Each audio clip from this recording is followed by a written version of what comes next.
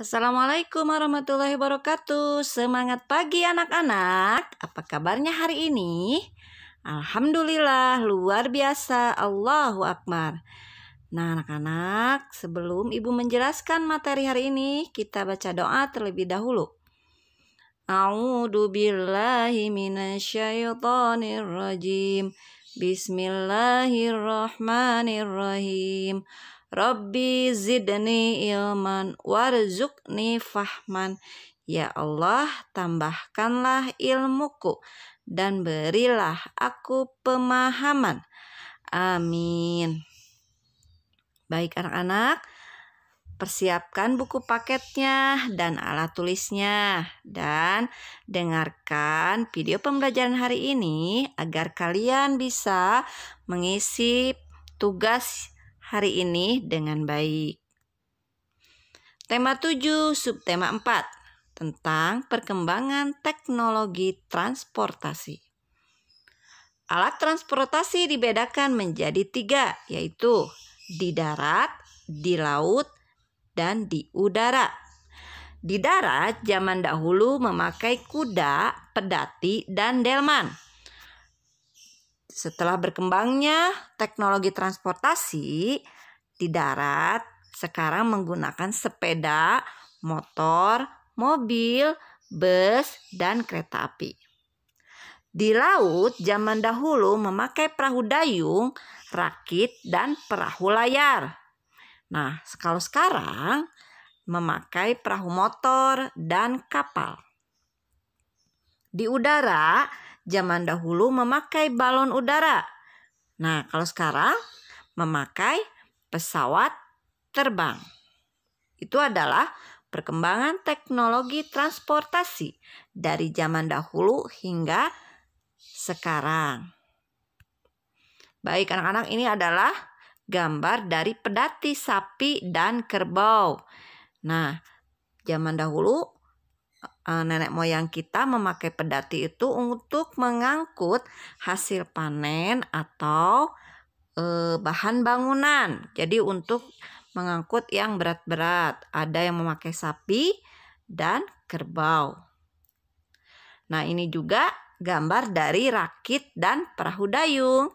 Di sebelah kiri itu adalah gambar rakit dan sebelah kanan itu adalah perahu dayung. Ini juga alat transportasi zaman dulu, yaitu balon udara. Nah, itu adalah gambar dari alat transportasi zaman dahulu. Alat transportasi memudahkan manusia untuk berpindah tempat dengan cepat dan aman.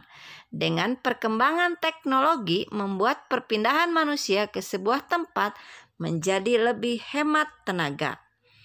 Transportasi pada zaman lalu atau lampau atau zaman dahulu ada juga yang dinamakan tram.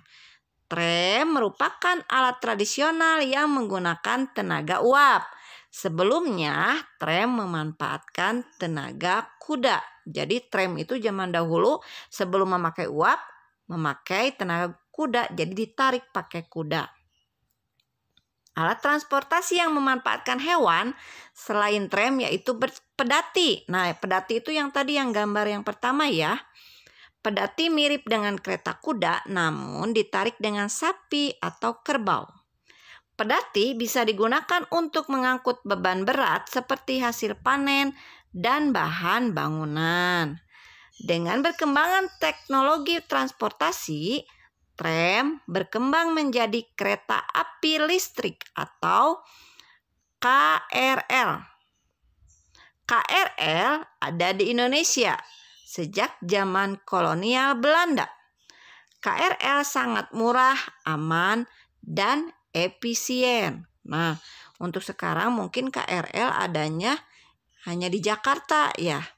Makanya kalau yang di Jakarta biasanya memakai KRL, kereta api listrik. Mencari arti kosakata dan membuat kalimat. Nah, anak-anak, sebelum mencari arti dan membuat kalimat, kalian silahkan baca di teks halaman 82 yaitu teks perkembangan kereta rel listrik. Nah, perhatikan teksnya dan lihat kata yang digarisbawahi dan cari artinya di Kamus Bahasa Indonesia atau di Google menurut KBBI dan membuat kalimat dengan menggunakan kata tersebut. Nah, di sini Ibu sudah diberikan contoh. Yang pertama, kereta. Kereta adalah alat kendaraan yang beroda. Kalimatnya, aku pergi ke Jakarta menggunakan kereta.